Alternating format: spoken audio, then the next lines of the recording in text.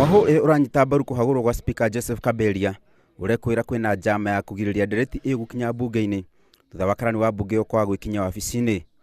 Leo tumeshangaa sana wakati tumekuja kuleta ile mswada ya kufukuza spika Joseph Kaberia Rimba, kuona ya kwamba clerk wa county assembly ametorokea kwa dirisha na kaenda kabisa.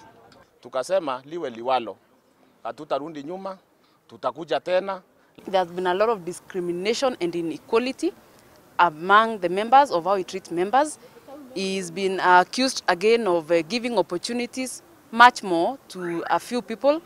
Kaberia arekwirwo mahitia ma gutumira kigina kia muigana wa ciringi 464 na njira itari njitikirie na oho gutheremia ungumania hari wandikithia wa aruti a wira bunge-ini yo. There's been a lot of inequality in the manner in which he does the appointment. If you look at the ad hoc committees that has been forming, it's the same people over and over again. Pesa zimepotea hapa. Tumeambiwa mandeni mingi, tumeambiwa tuko na mandeni ya milioni 41. Tunaweza hii mandeni yote ya milioni 41 ienda kujenga nyumba gani? Ilienda kununua nini? Naguo mwaho uria uranyita mbaru spika Kaberia Meru mitekini makiuga matigwitikira ona hanini ndereti yo ikinyanire.